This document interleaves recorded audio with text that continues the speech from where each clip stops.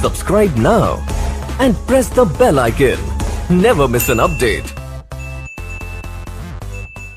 आज कोई असाइनमेंट ढूंढनी थी आज जी कोई क्वेश्चन पूछना चाहते हो चैप्टर में से तो पूछ लीजिए जी। एग्जाम टिप एक्सटेंशन वाली। अच्छा दोनों एग्जाम टिप डिस्कस करते हैं। पेज 209 पे एग्जाम टिप बता रहे हैं हमें। वो कह रहा है एक्सटेंशन अप टू 30 डेज में बी ग्रांटेड। एजीएम का हमने पीरियड स्टडी किया कि फर्स्ट एजीएम कब कंडक्ट करनी चाहिए, within 16 months from the date of incorporation, और सब्सिक्वेंट एजीएम कब कंडक्ट करवानी चाहिए, within 4 year from the close of financial year and once in every calendar year. दो कंडीशंस हैं, फाइनेंशियल ईयर के बाद विद इन 4 मंथ्स और फिर उसके 120, ठीक है, फाइनेंशियल क्लोज होने के बाद 120 डेज में और once in every calendar year. तो कहता है क्या किसी वजह से अगर एजीएम टाइमली कंडक्ट ना की जा सके, कोई भी प्रॉब्लम हो सकती है। फॉर एग्जांपल लोड शेडिंग का मसला था, इस वजह से जो चीज़ें टाइम पे प्रिपेयर नहीं हो सकी, फाइनेंशियल स्टेटमेंट्स और दूसरे मैटर्स जो हैं, क्या एजीएम कंडक्ट करने में एक्सटेंशन मिल सकती है?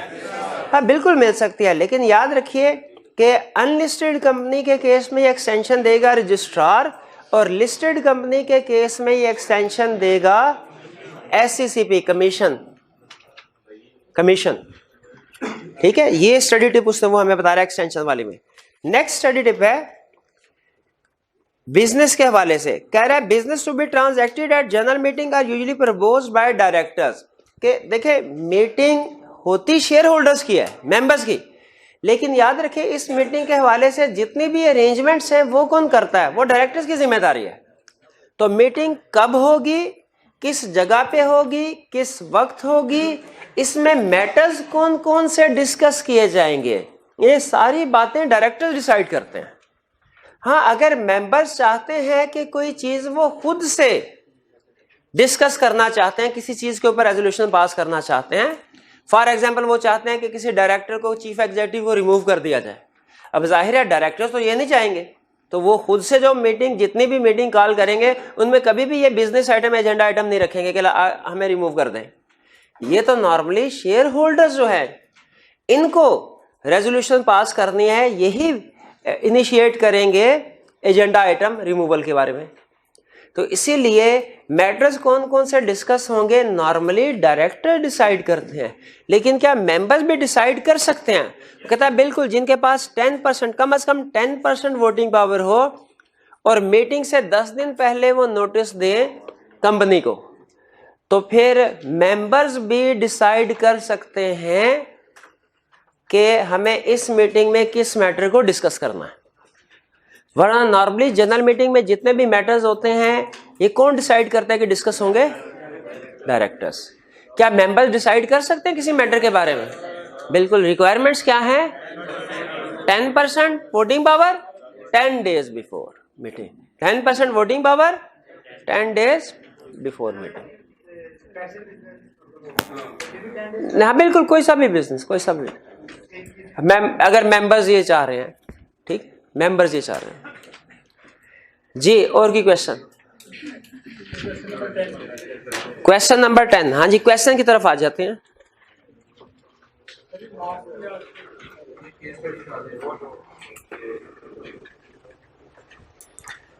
Question number 10। अच्छा क्वेश्चन नंबर 9 क्लियर हो गया आपको?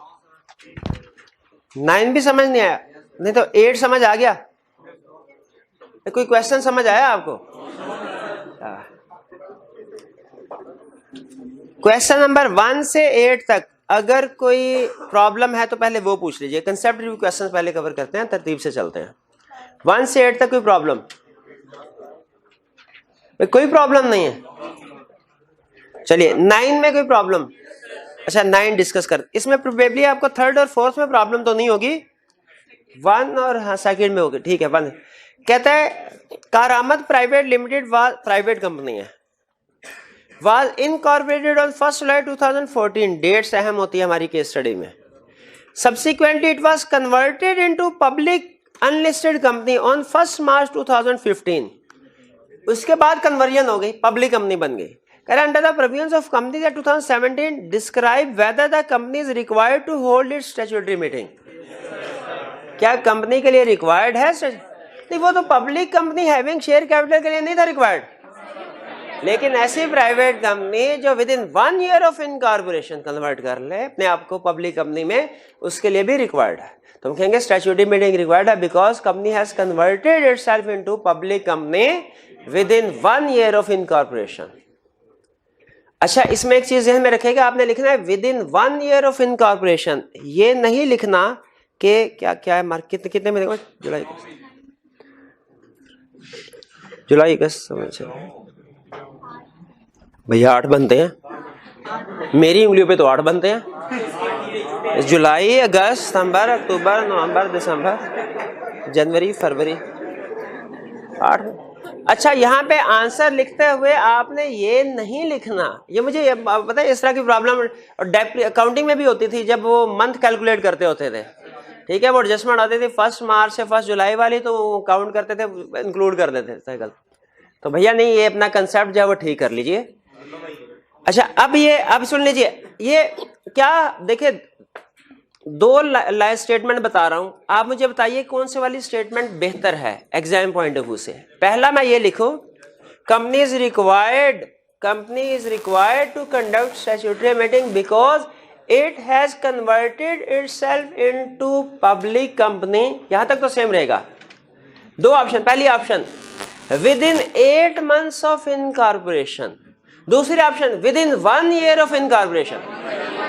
क्यों? 8 month वाली बात भी तो ठीक है, लेकिन जब with in 1 year of incorporation लिखते हैं तो हमारी प्रोविजन भी कवर हो जाती है इसमें।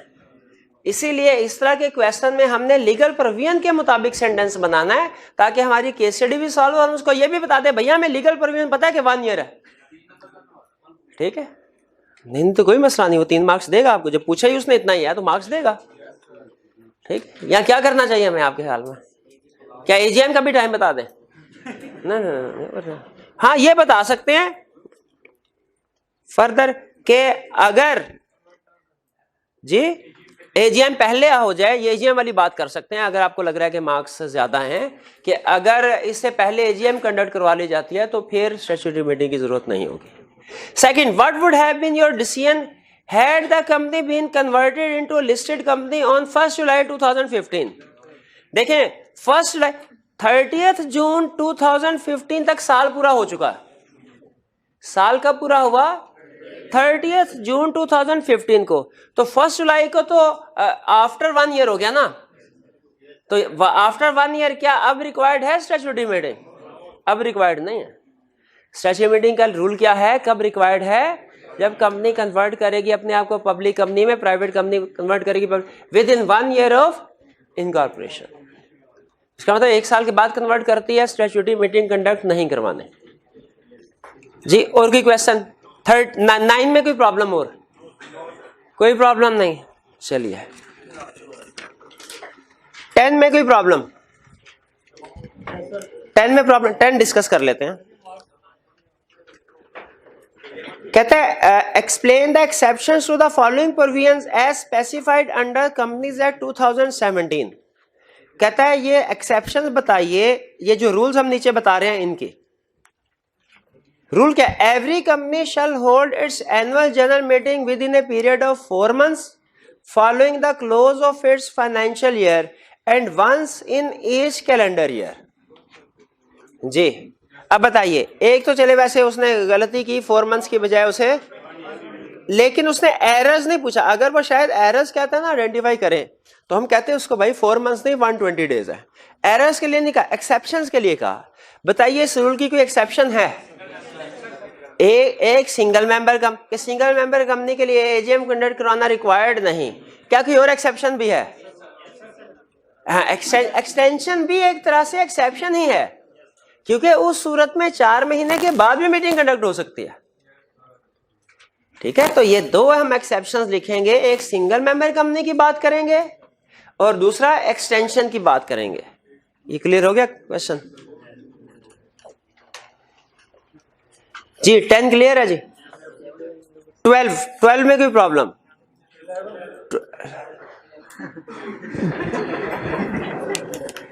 12 में Joint Limited was incorporated as a public company on 1st February 2018 and was authorized by the registrar to commence business from 1st April 2018.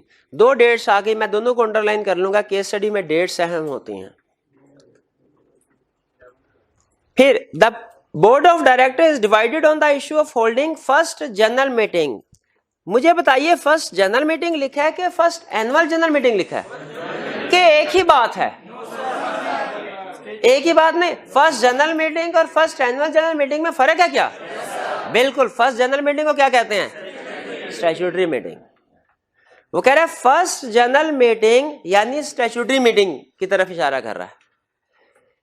Of its members, two directors are of the view that meeting should be held on 30th September 2018, whereas majority of the directors want to hold it on 30th October 2018.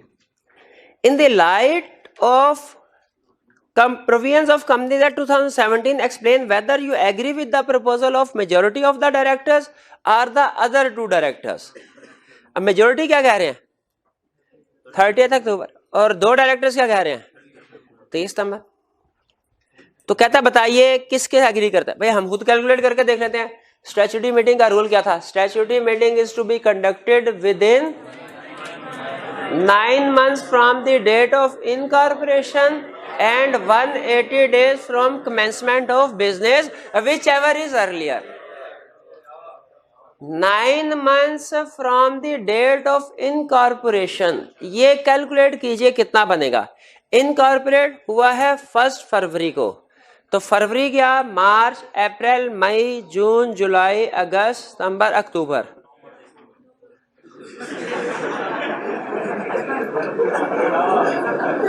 अब मेरे भाई 3 का पहाड़ा भी सुनाए.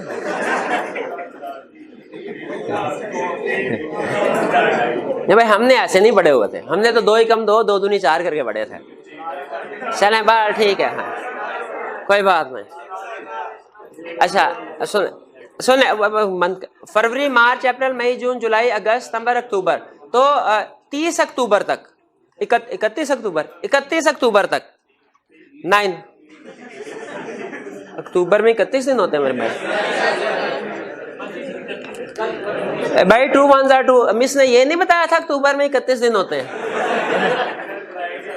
चले आगे चला जा.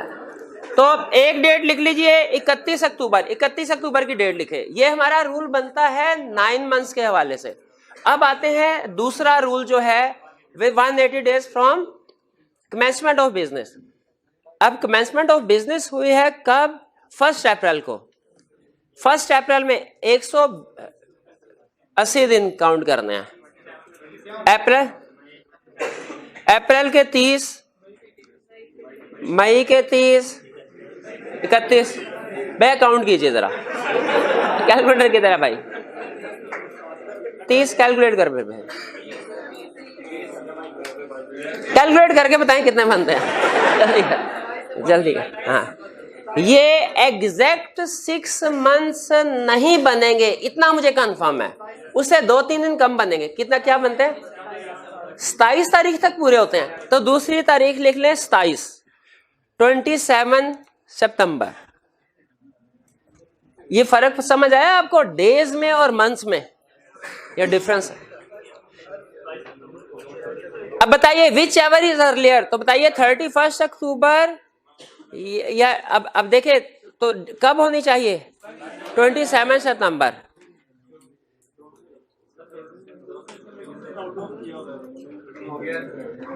नहीं तो इसका मतलब ये हुआ जो मीटिंग कंडक्ट होनी चाहिए वो 30 अक्टूबर पे भी नहीं होनी चाहिए, वो 30 सितंबर पे भी नहीं होनी चाहिए. वो कब होनी चाहिए?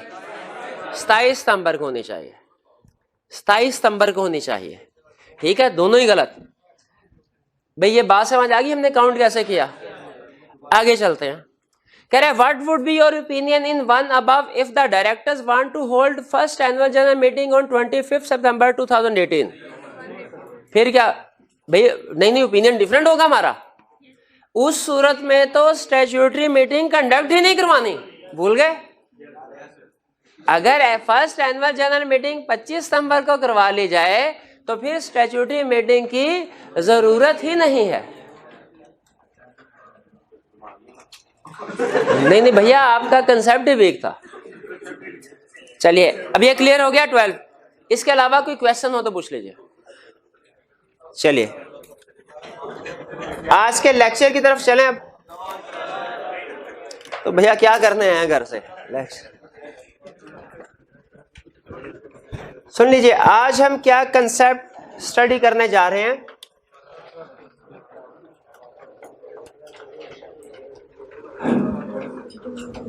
आज हम सिर्फ एक कंसेप्ट स्टडी करेंगे, लर्निंग ऑब्जेक्टिव 2। ठीक है, इसमें हमने पढ़ना है types of resolution and voting system in general meeting. General meeting में रेजोल्यूशन की कितनी टाइप्स हैं और वोटिंग सिस्टम क्या है। सिर्फ 2 कंसेप्ट हम स्टडी करेंगे, ये वाले कंसेप्ट स्टडी करेंगे आज के लेक्चर में। मैं नेक्स्ट लर्निंग ऑब्जेक्टिव भी सोच रहा था कि इंक्लूड कर लूं, फिर मैंने कहा नहीं, अब चूंकि केस स्टडीज ये ज्यादा इंपॉर्टेंट चैप्टर है तो इसमें हम स्पीड की तरफ जो है वो इतना फोकस नहीं करेंगे, बल्कि कंसेप्ट अंडरस्टैंडिंग पे ज्यादा फोकस करेंगे। तो सेकंड, बजाय ये कि हम कोई दूसरा लर्निंग ऑब्जेक्टिव ऐड करते, इसकी बजाय इस कंसेप्ट के एंड में हम इसके पास्ट पेपर को डिस्कस करेंगे। तो मैंने डिसाइड ये किया है कि हर लर्निंग ऑब्जेक्टिव के साथ क्वेश्चंस को अब आप पे नहीं छोड़ना कि आप घर से पढ़ के आए, नहीं पढ़ के आते होते, उन्हें हम क्लास में ही डिस्कस करेंगे। ठीक, तो अब चलते हैं। पहला कंसेप्ट रेजोल्यूशन। रेजोल्यूशन का मतलब क्या होता है? डिसीजन। इसका डिक्शनरी मीनिंग है डिसीजन, डिसीजन होना। और ये मेंबर्स की मीटिंग में जो डिसीजन होते हैं ये किस बेस पे होते हैं? मेजोरिटी की बेस पे। ठीक है, मेजोरिटी की बेस पे डिसीजन। तो रेजोल्यूशन का मतलब क्या है? डिसीजन। इसके साथ लिख ले, रेजोल्यूशन मींस डिसीजन। रेजोल्यूशन कितने टाइप्स की हो सकती हैं? यानी जो मेंबर्स की मीटिंग होती है, जनरल मीटिंग्स हैं, इनमें जो फैसले किए जाते हैं ये कितनी तरह के हो सकते हैं? 2 तरह के। एक ऑर्डिनरी रेजोल्यूशन और दूसरा स्पेशल रेजोल्यूशन। 2 तरह की रेजोल्यूशन होती हैं। रेजोल्यूशन की कितनी टाइप्स हैं? 2, ऑर्डिनरी और स्पेशल रेजोल्यूशन। ठीक है, ऑर्डिनरी रेजोल्यूशन कौन सी है? ऐसी रेजोल्यूशन जो पास हुई कैसे? By majority of members. By majority of member, उसने कोई परसेंटेज वगैरह मेंशन नहीं की। इसका मतलब यह हुआ, मेजॉरिटी ऑफ मेंबर्स का मतलब क्या हुआ? 50% से ज्यादा। अच्छा बताइए, 50% से ज्यादा अहम चीज क्या टोटल मेंबर्स के 50% से ज्यादा जरूरी है? हाँ, जो इंटाइटल टू वोट है प्लस जो प्रेजेंट है मीटिंग में। अगर कोई आता ही नहीं है तो हमारा कसूर थोड़ी है। तो ऐसे लोग जो इंटाइटल टू वोट है और प्रेजेंट है जनरल मीटिंग में, वो जो मेजोरिटी की बेस पे फैसला करेंगे, वो ऑर्डिनरी रेजोल्यूशन। ठीक है, इसीलिए उसने कहा मेंबर्स कितने होने चाहिए? Majority of members. और कौन से वाले मेंबर्स में से मेजोरिटी? जो इंटाइटल टू वोट हैं, यानी वोट दे सकते हैं, एंड प्रेजेंट, और जो मीटिंग में प्रेजेंट भी है। Entitle to vote. अच्छा, अजीब सी बात है, क्या हर मेंबर इंटाइटल टू वोट नहीं होता? क्यों नहीं होता? बिल्कुल डिफरेंट क्लासेस हो सकती है शाबाश शेयर्स की, और हो सकता है किसी शेयर के साथ वोटिंग राइट्स अटैच ना किए गए हों। इसीलिए वो कह रहा है कि मेजॉरिटी ऑफ मेंबर्स, और कौन से वाले? Entitle to vote and present. यानी सारे के सारे शेयर होल्डर्स नहीं, पहले वो वाले शेयर होल्डर्स जो कि इंटाइटल टू वोट है, दूसरे नंबर पे उनमें से भी वो जो मीटिंग में प्रेजेंट है। ये लोग जो मेजॉरिटी की बेस पे फैसला करेंगे वो होगा ऑर्डिनरी रेजोल्यूशन। ये क्लियर हो गया? ये इंटाइटल टू वोट और प्रेजेंट वाली बात क्लियर हो गई। प्रेजेंट वाली बात शायद बुक में ना लिखी हो, कंफर्म नहीं मुझे, मेरा ख्याल लिखी हुई है। बस शाबाश, बस ठीक है। नहीं लिखी तो इसको लिख लीजिए, प्रेजेंट, इंटाइटल टू वोट के साथ एंड प्रेजेंट। ठीक है, अच्छा सुन लें। अब इसमें एक और कंसेप्ट, ये थोड़ा सा मैं मतलब जो नेक्स्ट लेक्चर में कंसेप्ट सीखने हैं, बेस अभी इस लेक्चर में डेवलप कर रहा हूं। ये जो प्रेजेंट है, प्रेजेंट, इसको मैं थोड़ा एलैबोरेट करना चाह रहा हूं। वर्ड प्रेजेंट का मतलब क्या होता है? देखिए, प्रेजेंट का एक मतलब तो है कि बंदा फिजिकली मौजूद हो। प्रेजेंट में अगर कोई बंदा खुद से मीटिंग में नहीं आ सकता, किसी वजह से कोई अर्जेंट काम पड़ गया, वो किसी प्रॉक्सी किसी और बंदे को कहता है, जाओ मेरे भाई मेरे बिहाफ पे मीटिंग में जाओ और जो भी फैसले करने हैं मेरे बिहाफ पे वो फैसले कर, मतलब जो भी मेरे राइट्स थे मेरी बजाय अब तुम एक्सरसाइज करो। ऐसे बंदे को कहते हैं जो पॉइंट हुआ है, जिसने पॉइंट किया वो मेंबर ही कहते हैं उसको, लेकिन जिसको पॉइंट किया गया शाबाश उसे कहते हैं प्रॉक्सी। क्या प्रॉक्सी अगर मीटिंग में आया उसे प्रेजेंट में काउंट करना चाहिए कि नहीं? बिल्कुल काउंट करना चाहिए, ठीक है, काउंट करना चाहिए, ठीक है। और सम टाइम एक और भी ऑप्शन है, वो आगे चल के हम पढ़ेंगे कि वो अगर कोई फॉर एग्जांपल हमें मीटिंग में वोट कास्ट कर, चलिए ये बाद में पढ़ेंगे इसको, जो नहीं एक लिख लीजिए word ballot, ballot, postal ballot, postal ballot, postal ballot, बस इतना लिख ले इसके साथ, पोस्टल बैलेट। अभी नहीं समझा रहा भाई, कहीं पे लिख ले ये मीटिंग इसके साथ ब्रैकेट में, प्रेजेंट के साथ आगे कोई लाइन खींच के साइड पे ब्रैकेट में लिख लें plus proxy plus postal ballot, plus proxy मैंने समझा दिया क्या होता है, पोस्टल बैलेट अभी नहीं समझाया जी। तो ऑर्डिनरी रेजोल्यूशन समझ आ गई क्या है? दो बातें ध्यान में रखनी है, मेजॉरिटी ऑफ मेंबर्स और present, entitled to vote and present. फिर इसके बाद कह रहे हैं note, members can also pass resolution, members can also pass resolution through circulation, through circulation. अच्छा, ये बड़ा इंटरेस्टिंग कंसेप्ट है, ये डायरेक्टर्स की मीटिंग के लिए भी है, मेंबर्स की मीटिंग के लिए भी है। समटाइम ऐसा होता है कि डायरेक्टर्स, बल्कि आपको एक रियल थोड़ा सा केस भी बनाता हूँ, इससे रेलिवेंस कम है लेकिन आपको कंसेप्ट समझने में हेल्प होगी। हम जब आर्टिकल्स में थे, हमारी ट्रेनिंग हो रही थी, कंपनी का चीफ एग्जीक्यूटिव था, वो पाकिस्तान में मौजूद नहीं था, पाकिस्तान में मौजूद नहीं, पाकिस्तान से बाहर था। किसी मैटर के ऊपर उसकी अप्रूवल लेनी थी और अप्रूवल भी अर्जेंट थी। अब वो पाकिस्तान में अगले तकरीबन 1 महीने तक वापस नहीं आने का प्रोग्राम था उसका। तो अब जाहिर है उसके ऊपर पेजेस के ऊपर उसके साइन तो नहीं हो सकते थे। गैस कीजिए कि मैनेजमेंट ने क्या किया उसकी अप्रूवल लेने के लिए, उनको ईमेल सेंड किए, ईमेल सेंड किए और उसने ईमेल के जरिए से उस मैटर को अप्रूव कर दिया। बाद में जाहिर है वापस आया होगा तो कागजी कार्रवाई के तौर पे उन्होंने उसके ऊपर साइन करवा लिए होंगे, लेकिन आपके ख्याल में क्या for the time being approval होगी उस मैटर की? बिल्कुल अप्रूवल होगी। इसी तरह वो कहते हैं कि हमेशा लाजमी नहीं, जरूरी नहीं कि अगर मेंबर ने कोई रेजोल्यूशन पास करनी है तो मीटिंग ही कंडक्ट करवाई जाए। बाज़ औक़ात ऐसे होता है कि मीटिंग कंडक्ट नहीं करवाई जा सकती। क्या कोई ऐसा लॉ ने हमें रास्ता दिखाया है कि अगर किसी वजह से मीटिंग नहीं करवाई जा सकती मेंबर्स की या डायरेक्टर्स की, तो फिर भी कोई रेजोल्यूशन पास हो सके? उन्होंने कहा बिल्कुल एक रास्ता दिखा। उन्होंने कहा पास कर लें थ्रू सर्कुलेशन। उन्होंने कहा सर्कुलेशन का मतलब क्या है, जरा समझिएगा। सर्कुलेशन का मतलब ये है कि आपने अगर मेंबर्स की किसी मैटर के ऊपर अप्रूवल लेनी है, उनकी मीटिंग कॉल ना करें, बल्कि उस रेजोल्यूशन को टाइप करें और उसको सेंड कर दें मेंबर्स के एड्रेस पे। मेंबर्स जो हैं वो उसको पढ़ें, नीचे यस या नो लिखा होगा, या तो यस पे टिक करके वापस भेज दें या नो पे टिक करके वापस भेज दें। यही सिस्टम ईमेल के जरिए से भी चलाया जा सकता है। यह सर्कुलेशन हो जाएगी। और जब रिप्लाई आए, यस वाले अलहदा काउंट कर लिए जाए, नो वाले अलहदा काउंट कर लिए जाए, जो ज्यादा हो मेजोरिटी की बेस पे वो डिसीजन। जिन्होंने रिप्लाई नहीं किया वो एब्सेंट समझे जाएंगे, उनके वोट काउंट नहीं होंगे। अब बताइए क्या ये रास्ता दे के लॉ ने अच्छा किया ना?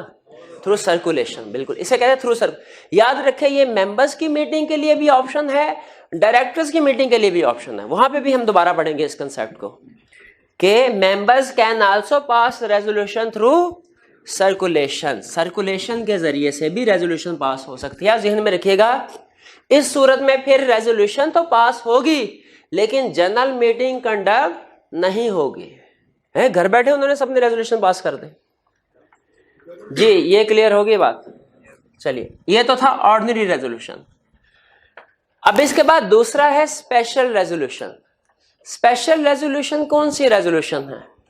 वो कहता है, देखिए लॉ में आपको पता है हम अल्फाज का ध्यान रखते हैं।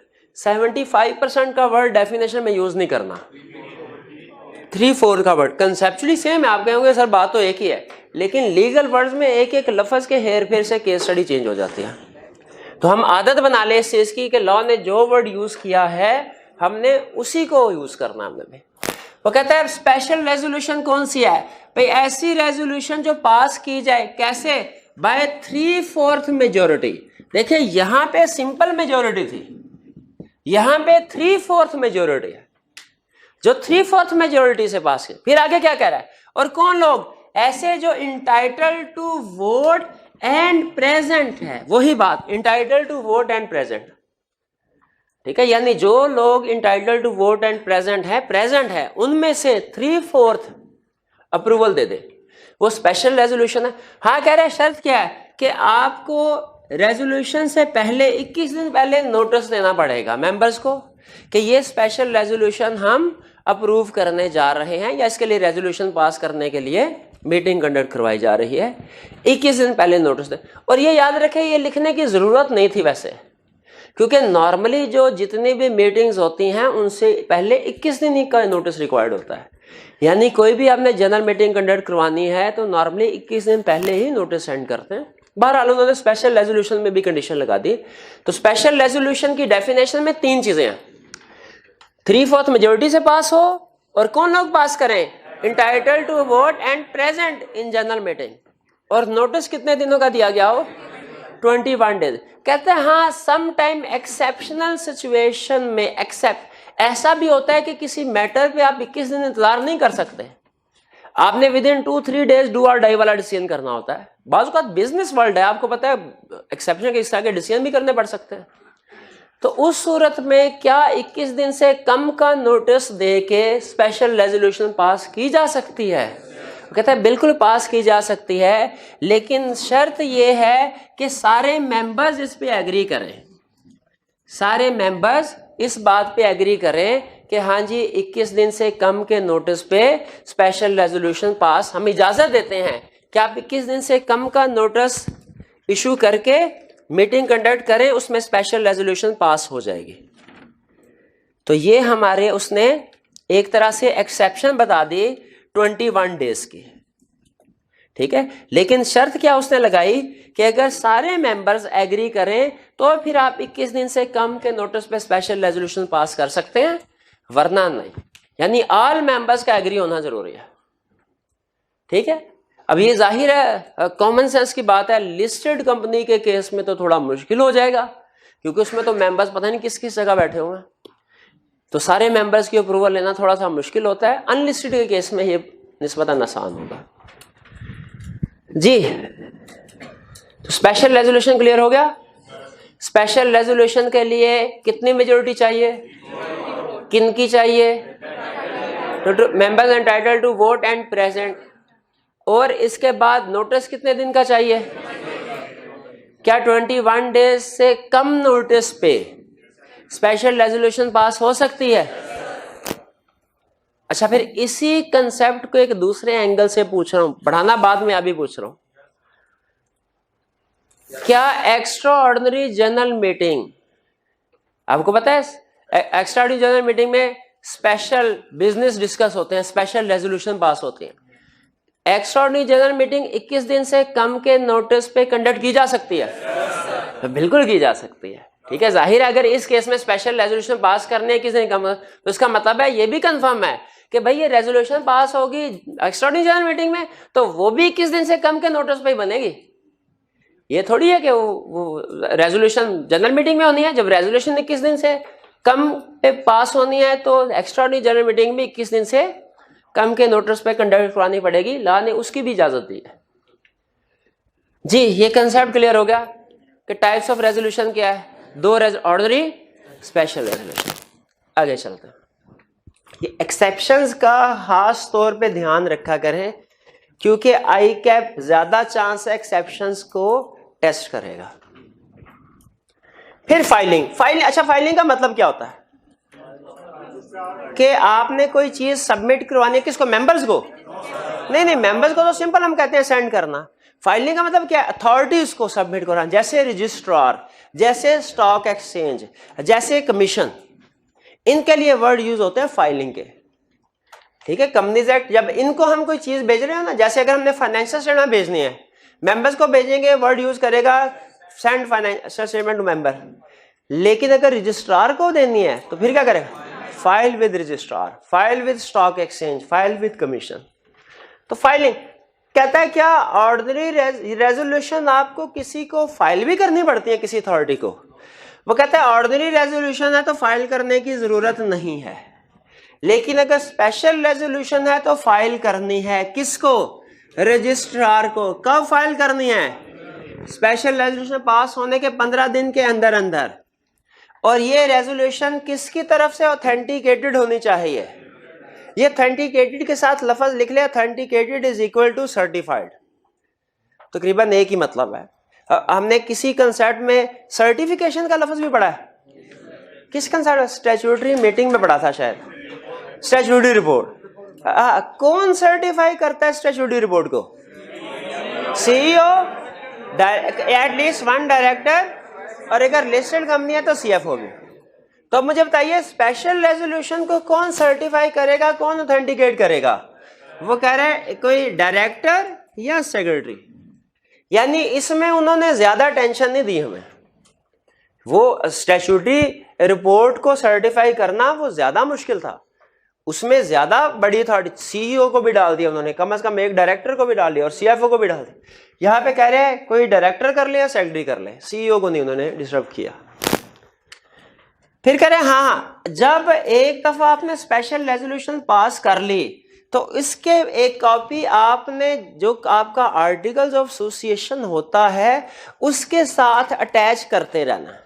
जितनी भी स्पेशल रेजोल्यूशन पास होंगी उनकी कॉपी आपने आर्टिकल्स ऑफ एसोसिएशन के साथ अटैच करते रहना है।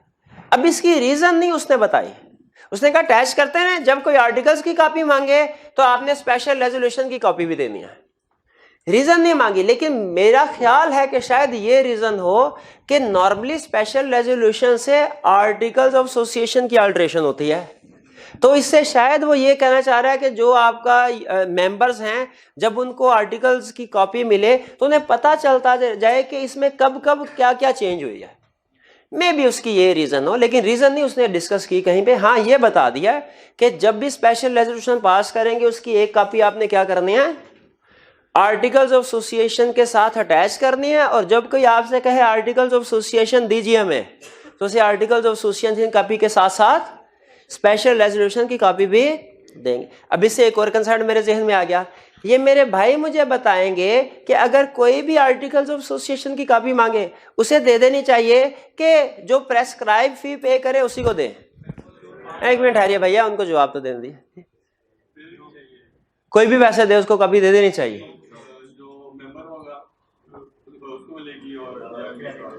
जी बिल्कुल, मेंबर जो होता है सिर्फ उसका राइट। आपको याद है हमने चैप्टर 20 में शायद ये केस स्टडी की थी कि सिर्फ member he articles of association और मेमोरेंडम की कॉपी ले सकता है। तो उसी तरह अगर जब स्पेशल रेजोल्यूशन जो पास की गई है तो उन्हें आर्टिकल्स की कॉपी के साथ साथ स्पेशल रेजोल्यूशन की कॉपी भी मांगे या ना मांगे, बोनस के तौर पर उनके हवाले कर देंगे। फाइलिंग हो गया कंसेप्ट। इसके बाद आगे चलते हैं वोटिंग सिस्टम। भाई रेजोल्यूशन पास होगी, रेजोल्यूशन पास होगी तो जाहिर है कुछ ना कुछ वोट्स कास्ट हुए होंगे, उसके बाद ही रेजोल्यूशन पास हो। वो कहता है कंपनी के अंदर वोटिंग सिस्टम क्या होता है? कंपनी के अंदर वोटिंग सिस्टम क्या होता है? कंपनी के अंदर दो तरह के वोटिंग सिस्टम होते हैं। एक होता है शो ऑफ हैंड्स और एक होता है पोलिंग के जरिए से। शो ऑफ हैंड और पोलिंग, दोनों में फर्क क्या है? शो ऑफ हैंड का मतलब ये है कि इसमें, भैया आप बार बार डिस्टर्ब ना कीजिए, ये कमेंट ना करें, छोटे छोटे कमेंट ना किया करें। वोटिंग सिस्टम दो तरह, शो ऑफ हैंड्स और पोलिंग। शो ऑफ हैंड कैसे काम करता है? शो ऑफ हैंड कहता है ये शो ऑफ हैंड ये तरीकाकार अप्लाई किया जाएगा एट फर्स्ट इंस्टेंस, यानी इसका मतलब ये है कि दोनों में से प्रायोरिटी किसको दी जाएगी? शो ऑफ हैंड्स को। ठीक है, क्योंकि इसमें देखेंगे आप जो फैसला है वो विद इन मिनट्स हो जाता है शो ऑफ हैंड के जरिए से। पोलिंग की तरफ जाए तो इसमें काफी दिन लग जाते हैं, तो इमीडिएटली अगर क्विक डिसीजन करना हो तो फिर शो ऑफ हैंड्स को प्रेफर किया जाता है। कहता है शो ऑफ हैंड जो है फर्स्ट इंस्टेंस, पहली प्रेफरेंस आपने शो ऑफ हैंड के जरिए से फैसला करने को देनी है। इसमें हर मेंबर के पास एक ही वोट होगा, ये अहम चीज है। Each member will have 1 vote, यानी इसका मतलब अगर एजीएम में 50 मेंबर्स बैठे हुए हैं, एक के पास 1000 शेयर्स हैं, दूसरे के पास 10 लाख शेयर्स हैं, तो जब कोई फैसला करने के लिए, रेजोल्यूशन पास करने के लिए वोटिंग की जाएगी तो सबके कितने वोट्स होंगे? 1 वोट। इसमें चेयरमैन सबको कहता है कि जी जो इस रेजोल्यूशन की फेवर में है वो अपना दायां हाथ उठाएं, फिर उसके बाद कहता है जो इसके, उनको काउंट करता है, फिर कहता है जो इस रेजोल्यूशन के अगेंस्ट में है वो अपना दायां हाथ उठाए, अगेंस्ट वालों के वोट काउंट करता है, फिर उसके बाद कैलकुलेशन कर ली जाती है, मेजोरिटी बनती है कि नहीं रिक्वायर्ड, उसके मुताबिक फैसला सुना दिया जाता है। तो ये हर एक का 1 वोट होगा। दूसरा अहम असूल जो आपने याद रखना है, प्रॉक्सी कैन नॉट वोट, इसमें प्रॉक्सी वोट नहीं कर सकता, प्रॉक्सी मौजूद नहीं है मीटिंग में। अगर प्रॉक्सी किसी को अपॉइंट किया भी गया है, शो ऑफ हैंड में वो वोट नहीं कर सकता। देखिए प्रॉक्सी के लिए रिक्वायरमेंट ये है कि अगर आर्टिकल साइलेंट है तो प्रॉक्सी का मेंबर होना जरूरी है। अब देखें मेंबर जो है, जब वो ये कहेगा कि भैया जो जो इस रेजोल्यूशन को फेवर में है वो अपना दायां हाथ उठाए, अब मेंबर के अपने पास भी शेयर हैं और वो किसी का प्रॉक्सी भी है, अब वो जाहिर है दोनों हाथों नहीं ऊपर उठाएगा, या दायां हाथ 2 तो नहीं होंगे उसके, वो तो 1 ही होगा। तो जो प्रॉक्सी है वो शो ऑफ हैंड वाले सिस्टम में वोट जो है सिर्फ अपना दे सकता है, जिसको प्रॉक्सी अपॉइंट किया गया वो वोट कास्ट नहीं कर सकता, उसको काउंट नहीं किया जाएगा। ये बात समझ आई? प्रॉक्सी शो ऑफ हैंड में वोट कास्ट नहीं कर सकता। फिर declaration of result by chairman is evidence. अब चेयरमैन जैसे मैंने आपको बताया वोट को काउंट करेगा, उसके बाद फैसला सुना देगा कि जी ये रेजोल्यूशन इतने वोट से सिंपल मेजोरिटी से पास हो गई है, ठीक है। अब देखें, फर्ज कीजिए मैं आपसे कहता हूं भी बताइए कि क्या मंडे को छुट्टी होनी चाहिए? जरा दायां हाथ उठाइए, कितने स्टूडेंट का छुट्टी होनी चाहिए? और कितने स्टूडेंट्स का ख्याल है कि मंडे को हमारी क्लास, मंडे को छुट्टी नहीं होनी चाहिए, हमारी क्लास होनी चाहिए? अब ये देख, तो इसका, अब मैं चेयरमैन हूं, मैं ये फैसला करता हूं कि मेजोरिटी की बेस पे ये फैसला हुआ मंडे को क्लास होगी। अब सुनिए, वो कहते हैं शो ऑफ हैंड में, सुन लें, शो ऑफ हैंड में जो रिजल्ट डिक्लेयर कर दिए ना चेयरमैन ने, उसे ट्रू माना जाएगा, वही एविडेंस होगा कि यही फैसला हुआ था। चेयरमैन, अच्छा सुन लें, अब देखिए आप कह रहे हैं ना चेयरमैन गलत है, अब अपने आप को गौर से सुनेगा, बर्डन ऑफ प्रूफ मेरे पे नहीं है, मैंने अपने आप को सही साबित, आपने मुझे गलत साबित करना है। कह रहा है अनलेस कॉन्ट्रेरी प्रूव्ड, यानी आपको मुझे गलत साबित करना पड़ेगा। अगर तो आपने मीटिंग के दौरान जो वोटिंग सिस्टम है उसकी वीडियो बनाई होगी, सबके हाथ जब यस पे ऊपर थे, आपने वो तस्वीर खींच, तो फिर शायद आपके पास एविडेंस हो मुझे गलत साबित कर सके, वरना आप एविडेंस की बेस पे गलत साबित। तो शो ऑफ हैंड में याद रखें, इसमें थोड़ा सा फिर मसला है। अगर सिचुएशन, जाहिर है डेफिनेटली चेयरमैन जो है वो इतने ज्यादा फर्क से तो फैसला नहीं सुनाएगा, लेकिन जहां पे बात तकरीबन 50-50 हो रही है वहां पे डंडी मार सकता है वो चेयरमैन, ठीक है। तो इसी ज़हन में रखिए, शो ऑफ हैंड के जरिए से फैसला क्या हुआ ये कौन डिसाइड करेगा? Chairman. Declaration of result by chairman, यही एविडेंस होता है कि उस रेजोल्यूशन का क्या फैसला हुआ। भाई समझ आया ये आपको? अब देखिए इसमें मीटिंग में अब थोड़ा एनालिसिस करते हैं इसका। शो ऑफ हैंड जो है ये हमें इसमें प्लस पॉइंट ये नजर आ रहा है कि ये मीटिंग जल्दी हो जाती है, इसमें फैसला जल्दी हो जाता है, इसमें विद इन मिनट्स डिसीजन हो जाता है, आपको दिनों तक इंतजार नहीं करना पड़ता। लेकिन इसमें थोड़ा सा एक नुकसान भी है, 1-2 चीजें माइनस भी है। एक तो ये कि इसमें घोड़ा गधा सारे बराबर कर दिया उसने। भाई जिसने 10 करोड़ की इन्वेस्टमेंट की है फैसला करने में, उसको भी उतनी ही वेटेज दी गई है जिसने फॉर एग्जाम्पल 10 लाख की है। और दूसरा ये कि इसमें प्रॉक्सी भी वोट नहीं दे सकता, और चेयरमैन जो है ये भी डंडी मार सकता है। तो ये बहरहाल उन्होंने कहा पहले चूंकि मैटर्स को क्विकली डिसाइड करना होता है, तो पहले हम शो ऑफ हैंड के जरिए से ही कोशिश करेंगे फैसला हो जाए। इस शो ऑफ हैंड का सिस्टम समझ आ गया? कहते पोलिंग की तरफ आते हैं। कहता है लेकिन इसका यह मतलब नहीं है कि अगर कोई बंदा जिसने ज्यादा इन्वेस्टमेंट की हुई है दूसरों की निस्बत, और वो इस फैसले से मुतफिक नहीं है, अब उसकी राय को हम बिल्कुल इग्नोर करते हैं, कहते हैं भाई तुम्हें भी सबके बराबर नहीं। वो कहते हैं कि जी आप पोलिंग को भी डिमांड कर सकते। पोलिंग में क्या होता है, इसमें वो कहते हैं कि जो वोट्स होंगे वो सबके एक बराबर नहीं होंगे, बल्कि उनके शेयर्स के लिहाज से होंगे। जिनके पास शेयर्स ज्यादा हैं उनके वोट्स ज्यादा होंगे, जिनके पास शेयर्स कम है उनके पास वोट्स कम होंगे। कह रहे हैं वोट्स होंगे कैसे, according to power of shares held, कि जिसके पास जितने शेयर्स हैं उन पे जितनी वोटिंग पावर है उस लिहाज से वोट होंगे।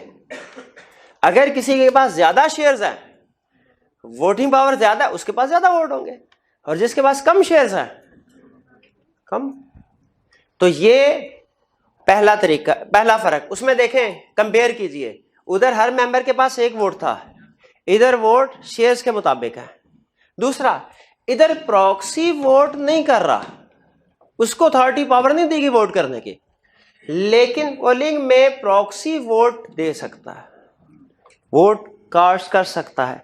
यानी फर्ज कीजिए अगर मुझे प्रॉक्सी अपॉइंट किया गया तो पोलिंग में एक तो मैं अपना वोट दूंगा, अगर मैं मेंबर भी हूं अपना वोट दूंगा, प्लस जिसने मुझे प्रॉक्सी अपॉइंट किया है उसके बिहाफ पे भी वोट कास्ट होगा, मैं उसके बिहाफ पे भी वोट कास्ट करूंगा। ये बिल्कुल ऐसे सिस्टम होता है जैसे वो इलेक्शन में नहीं होता, वो वो आपको पर्चियां दे देते हैं और आप उसके ऊपर जिसको जो भी यस नो करना हो उसके बाद बैलेट बॉक्स होता है उसमें डाल देते हैं, उसके बाद फिर चेयरमैन उनको गिनता है। ये उसी तरह का सिस्टम है। अब जाहिर है जब इलेक्शन की तैयारियों में इतना टाइम लगता है तो पोलिंग के लिए भी टाइम तो लगेगा। ये अमल कॉन्फिडेंशियल होता है, इसमें इस चीज को कॉन्फिडेंशियल रखा जाता है कि किसने क्या वोट दिया। इसमें इस चीज को कॉन्फिडेंशियल नहीं रखा जा सकता क्योंकि सबके सामने वोटिंग हो रही होती है। तो प्रॉक्सी इसमें वोट कर सकता है। फिर उसके बाद कहता है यहां पे चेयरमैन का डिसीजन जो था वो फाइनल समझा जाता था। अगर किसी को एतराज है इसके ऊपर तो वो उसको गलत साबित करे, चेयरमैन ने अपने आप को सही साबित नहीं करना था, बर्डन ऑफ प्रूफ दूसरे बंदे पे था। यहां पे कहता है अगर पोलिंग में आपको एतराज है कि कोई गड़बड़ हो सकती है, धांधली हो सकती है इसमें, तो कहता है परेशानी की जरूरत नहीं है। यहां पे हमने आपके लिए एक क्वेश्चन रखा है, क्या कि जब वोट कास्ट का काउंट हो रहे हो ना, जब कास्ट हो जाए उसके बाद जब वो बैलेट बॉक्स खोले उसमें वोट जितने भी है वो काउंट करने लगे, तो चेयरमैन या उसका कोई रिप्रेजेंटेटिव वो बैठे प्लस मेंबर्स में से उनका कोई रिप्रेजेंटेटिव बैठे, ये देखने के लिए कि चेयरमैन कोई धांधली तो नहीं कर रहा। अब खुद बताइए मेंबर्स के पॉइंट ऑफ व्यू से ज्यादा ट्रांसपेरेंट सिस्टम कौन सा हुआ? पोलिंग। इसमें क्योंकि उनकी तसल्ली के लिए उन्होंने ऑप्शन दिया है कि भैया जब वोटिंग काउंट हो रहे होंगे वोट्स, तो तसल्ली के लिए आप अपना कोई एक नुमाइंदा, अच्छा ये नहीं सारे मेंबर आके बैठ जाए, वो अपना कोई एक नुमाइंदा बिठा दें चेयरमैन के पास और वो वोट को काउंट कर ले। हाँ, ये पोलिंग जो कॉल कौन कर सकता है, किसके कहने पे पोलिंग होगी? वो कहता है ये या तो chairman, opted by chairman, chairman खुद से भी कह सकता है कि ये वाला मैटर हम शो ऑफ हैंड के बजाय पोलिंग के जरिए से करेंगे, या may be demanded by member, ऐसे मेंबर्स जिनके पास 10% वोटिंग पावर है वो डिमांड कर सकते हैं। मेरे पास अगर कंपनी के 15% शेयर है, 15% शेयर है, किसी मामले के कोई मामले रेजोल्यूशन पास होने लगी, तो कोशिश क्या होगी, पहली प्रेफरेंस क्या होगी, किसके जरिए से हो? अब सुनिए, अभी शो ऑफ हैंड नहीं हुआ, तैयारी हो रही है, मैं मीटिंग में खड़ा होकर कहता हूं नहीं सर इस मैटर के ऊपर शो ऑफ हैंड नहीं, पोलिंग के जरिए से फैसला होगा, क्या चेयरमैन पे लाजिम है मेरी बात मानने? भाई यस लाजिम है, मुझे कंपनीज एक्ट ने ये राइट दिया है। आगे चलें, शो ऑफ हैंड के जरिए से फैसला हो गया, मैं उस फैसले से मुतमिन नहीं, मैं खड़ा होकर कहता हूं सर अब यही फैसला हम पोलिंग के जरिए से करेंगे, पोलिंग करवाएं इस मैटर के ऊपर, क्या चेयरमैन पे लाजमी है पोलिंग करवाएगा? यस लाजमी है, पोलिंग आप डिमांड कर सकते हैं। शो ऑफ, वो कहता है on or before result of show of hand, show of hand के रिजल्ट से पहले भी डिमांड कर सकते हैं और जब शो ऑफ हैंड का रिजल्ट हो जाए उस वक्त भी डिमांड कर सकते हैं। अगर कुछ मेरे पास 10% या उससे ज्यादा शेयर्स हैं और मैं मुतमिन नहीं, ये प्रवीण समझ आई। लेकिन कहता है, उसने लिखा है, गौर कीजिएगा, on or before results of show of hand. उसने ये नहीं कहा आफ्टर। अच्छा, आप कहें सर ये आफ्टर ही हो गया कि शो ऑफ हैंड के जरिए से फैसला हुआ, एक मेंबर मुतमिन नहीं, 12% शेयर्स है, वो कह सकता है सर पोलिंग करवाए। बिल्कुल कह सकता है, लेकिन याद रखें कब कह सकता है, शो ऑफ हैंड के रिजल्ट से पहले भी, रिजल्ट आने के बाद भी, लेकिन मीटिंग खत्म होने के बाद नहीं। ये नहीं कि जी फैसला हो गया, मीटिंग भी खत्म हो गई, अब वो कहता है नहीं भाई पोलिंग करो, कहता है नहीं नहीं नहीं, मीटिंग में आपने अगर पोलिंग डिमांड करनी है ना किसी चीज के ऊपर, मीटिंग में डिमांड कर सकते हैं, शो ऑफ हैंड से पहले भी बाद में भी, लेकिन इतना बाद नहीं कि मीटिंग ही खत्म हो जाए और फिर उसके बाद आपको याद आए। कहते हैं तब चेयरमैन के ऊपर लाजिम नहीं है पोलिंग करवाना। जी कुछ समझ आई आपको पोलिंग का सिस्टम? हाँ, चेयरमैन खुद से चाहे खुद भी पोलिंग करवा सकता है, या अगर वो खुद से पोलिंग, तो मेंबर के पास भी पावर है, लेकिन किस मेंबर के पास, इंडिविजुअली या इन एग्रीगेट। ठीक है, on or before declaration of result of show of hand. जी कुछ फर्क कंपैरेटिव फॉर्म में देखें, आपको डिफरेंस समझ में आया दोनों में, शो ऑफ हैंड के जरिए से क्या है और पोलिंग के जरिए से क्या है? तो बताइए आपके ख्याल में पर्सनली आपको क्या लगता है, कौन सा सिस्टम ज्यादा फेयर है? पोलिंग वाला, लेकिन उसमें टाइम वो जल्दी हो। इसमें देखें अब आगे, वो कहता है भैया जैसे इंतखाबात की तैयारी होती है ना, उसमें महीनों लग जाते हैं, तो सर हमने भी पोलिंग करी, सिस्टम तकरीबन वैसा ही है इसका। बैलेट बस भगवाना है, वोट छपवाने हैं, उसके ऊपर यस नो, और फिर उसके बाद सबको बुलाएंगे। वो कहता है इसमें कुछ दिन लग जाते हैं, इसलिए लॉ ने कहा अगर पोलिंग डिमांड की जाए तो इसके लिए चेयरमैन के पास 14 डेज हैं। विद इन 14 डेज उसने कंडक्ट करवानी है, फौरन करवाना लाजमी नहीं है उसके ऊपर, विद इन 14 डेज पोलिंग करवाई जाएगी। कहता है 2 मैटर्स ऐसे हैं जिन पे पोलिंग इमीडिएटली होगी, बाकी हर मैटर पे पोलिंग कब होगी, विद इन 14 डेज। कौन से 2 मैटर्स हैं जिन पे इमीडिएटली पोलिंग होगी? कहता है पहला, ये मैटर, अब आप मैटर की नेचर समझिएगा, आपको खुद अंदाजा हो जाएगा कि लॉ ने क्यों कहा कि ये फौरन डिसाइड होने चाहिए, क्योंकि ये वाकई फौरन डिसाइड होने चाहिए, इनकी नेचर ऐसी है। जैसे लॉ ने कहा मीटिंग का चेयरमैन कौन होगा, ठीक है, इलेक्शन ऑफ चेयर, मीटिंग का चेयरमैन कौन होगा, भाई इसका फैसला मीटिंग में ही होना चाहिए ना, इसका फैसला पोस्टपोन थोड़ी कर सकते हैं। और दूसरा, अब मीटिंग का टाइम था 9 से लेके 5 बजे तक, 5 बज गए। अब क्या हमें मीटिंग में जो भी मामलात हैं आज ही सारे के सारे डिस्कस करके घर जाना चाहिए कि मीटिंग को पोस्टपोन कर देना चाहिए, एडजॉर्न कर देना चाहिए? ये देखिए, ये फैसला मेंबर्स वहां बैठे हुए उन्होंने करना है, वो मुनासिब समझे तो कहें ठीक है 9 to 5 था, लेकिन किसी मैटर के ऊपर डिस्कशन ज्यादा हो गई, अब एक्स्ट्रा बैठ के आज इस मीटिंग को खत्म करके जाते हैं। वो ये भी डिसाइड करते हैं कि नहीं, इसे 2-3 दिन बाद एडजॉर्न कर लेते हैं, 2-3 दिन के लिए। कहते हैं इस डिसीजन के ऊपर भी पोलिंग इमीडिएटली होगी अगर करनी है, इन 2 मैटर्स के ऊपर, वरना बाकी जितने भी मैटर्स हैं उन पे पोलिंग कब होगी, 14 डेज, जिस दिन पोलिंग डिमांड की मीटिंग में, उसके बाद with in 14 days, after 14 days नहीं कह रहा, विद इन 14 डेज। भाई ये कंसेप्ट समझ आया आपको?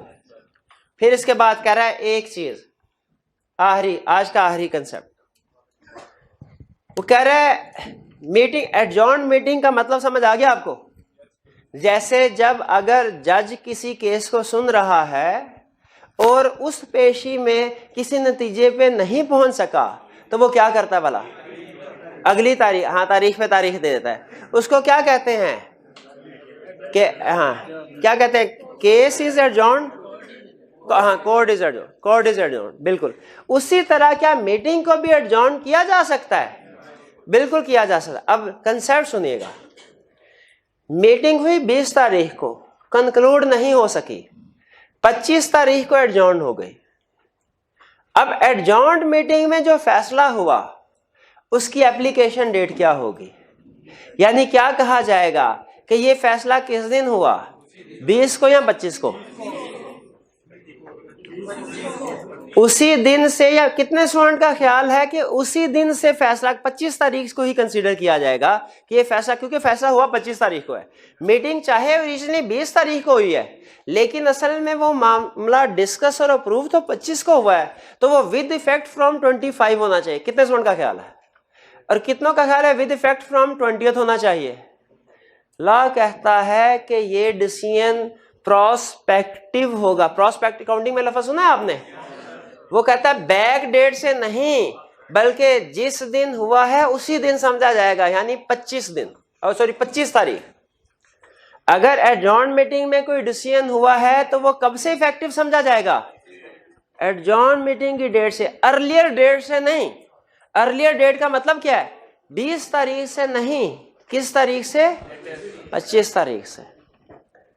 लेकिन कहता है जो पोलिंग होती है, क्या फर्ज कीजिए मीटिंग सारी हो गई, लेकिन पोलिंग होनी है सिर्फ, जब पोलिंग होगी क्या उससे हम कहेंगे ये एडजॉर्न मीटिंग है। फिर बताए पोलिंग क्या एडजॉर्न मीटिंग है, मीटिंग नहीं हो रही, वो तो सिर्फ पोलिंग, वोटिंग हो रही है। कह रहे पोलिंग के केस में फैसला समझा जाएगा मीटिंग वाले दिन ही हुआ है, क्योंकि पोलिंग डिफरेंट कंसेप्ट है, एडजॉर्न मीटिंग, ये लिख लें, पोलिंग डिफरेंट कंसेप्ट है, एडजॉर्न मीटिंग डिफरेंट कंसेप्ट है। एडजॉर्न मीटिंग में जो फैसला हुआ उसकी एप्लीकेशन डेट एडजॉर्न मीटिंग ही समझी जाएगी, लेकिन पोलिंग में जो फैसला हुआ, अब असल में तो 20 तारीख थी मीटिंग हुई, पोलिंग हो रही है 30 तारीख को। पोलिंग में जो फैसला सामने आया उसे क्या समझा जाएगा, किस दिन हुआ ये, वो 20 को ही। ये एक्सेप्शन है, ये बैक डेट से होगा, लेकिन एडजॉर्न मीटिंग का फैसला उसी दिन से होगा। जी कुछ समझ आई आपको। चलिए जरा क्विक रिवीजन कर लेते हैं 3 मिनट में। बताइए रेजोल्यूशन की कितने टाइप्स हैं, कौन कौन सी, ऑर्डिनरी और स्पेशल। ऑर्डिनरी रेजोल्यूशन में क्या चीजें होना जरूरी है, डेफिनेशन क्या है, मेजॉरिटी ऑफ मेंबर्स, कौन से members, entitled to vote and present. अच्छा, लेकिन क्या कोई ऐसा तरीका है मीटिंग के बगैर रेजोल्यूशन पास हो सके, थ्रू सर्कुलेशन। स्पेशल रेजोल्यूशन, क्या चीजें होना जरूरी है स्पेशल रेजोल्यूशन के लिए, 3/4 मेजोरिटी, किन लोगों की, members entitled to vote and present, और 21 डेज नोटिस। क्या 21 डेज नोटिस की कोई एक्सेप्शन है, क्या एक्सेप्शन है, अगर सारे मेंबर्स जो हैं एंटाइटल्ड टू वोट वो एग्री कर लें तो 21 दिन से कम के नोटिस पे भी स्पेशल रेजोल्यूशन पास हो सकती है। फिर क्या हमें रेजोल्यूशन को फाइल करना पड़ता है, किस रेजोल्यूशन को, ऑर्डिनरी या स्पेशल, कहां पे फाइल करना पड़ता है, कितने दिन में, 15 दिन में। और ये सर्टिफाई कौन करेगा, ऑथेंटिकेट कौन करेगा, डायरेक्टर या कंपनी सेक्रेटरी। और अगर इसकी स्पेशल रेजोल्यूशन पास की जाती है तो उसकी एक कॉपी किसके साथ अटैच करनी है, अगर कोई मेंबर आर्टिकल की कॉपी मांगे, आर्टिकल के साथ स्पेशल रेजोल्यूशन की कॉपीज भी देनी है। वोटिंग सिस्टम का फैसला होगा, किस तरीकों से फैसला हो सकता है, शो ऑफ हैंड के जरिए से, पोलिंग के, प्रायोरिटी किसको दी जाती है, शो ऑफ हैंड के रूल्स क्या हैं, हर मेंबर का सिर्फ एक वोट, प्रॉक्सी वोट नहीं दे सकता, चेयरमैन जो डिक्लेयर कर देगा वही रिजल्ट समझा जाएगा, unless contrary is proved. Unless contrary is proved मतलब समझ आ गया आपको। चलिए, तो पोलिंग किस तरह काम करता है, पोलिंग डिमांड कौन कब की जा सकती है, ऑन और before result of show of hand, लेकिन मीटिंग के बाद नहीं। कौन डिमांड कर सकता है, अच्छा चेयरमैन की अपनी मर्जी है, चाहे वो मुनासिब समझे तो पोलिंग के जरिए करवा ले, या डिमांड कर सकते हैं मेंबर्स, कौन से मेंबर, जिनके पास 10% वोटिंग पावर होगी। पोलिंग के क्या रूल्स है, वोट्स हर मेंबर का एक वोट नहीं है, बल्कि वोट्स किसके मुताबिक है, शेयर्स के मुताबिक। प्रॉक्सी वोट कर सकता है। अच्छा, इसमें अगर किसी मेंबर का शक हो के पता नहीं धांधली नहीं होगी काउंटिंग में, तो क्या उसको दूर करवाने के लिए, उसकी तसल्ली के लिए कोई ऑप्शन रखी है लॉ ने, क्या ऑप्शन रखी है, उनका चेयरमैन के साथ मेंबर्स का रिप्रेजेंटेटिव आए, मिल बैठे और काउंटिंग कर ले सही हुई कि नहीं। पोलिंग अगर कोई बंदा डिमांड करता है तो क्या चेयरमैन के लिए इमीडिएटली करवाना जरूरी है, क्या इमीडिएटली करवाना जरूरी है, कब करवाना जरूरी है? With in 14 days. कौन से मैटर्स ऐसे हैं जिन पे पोलिंग इमीडिएटली होगी?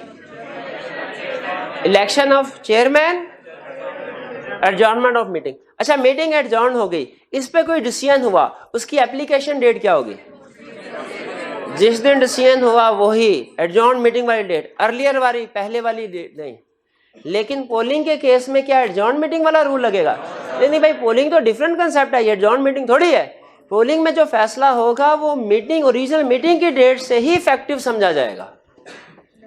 ये क्लियर हो गया? ये अब आपने घर जाके रीडिंग करनी है इस लर्निंग ऑब्जेक्टिव की, खास तौर पे इसके एंड पे क्वेश्चंस जो हैं वो आपने पढ़ने हैं। इनमें जो भी प्रॉब्लम होगी इंशाल्लाह कल इसको डिस्कस करेंगे। ठीक है जी, आज का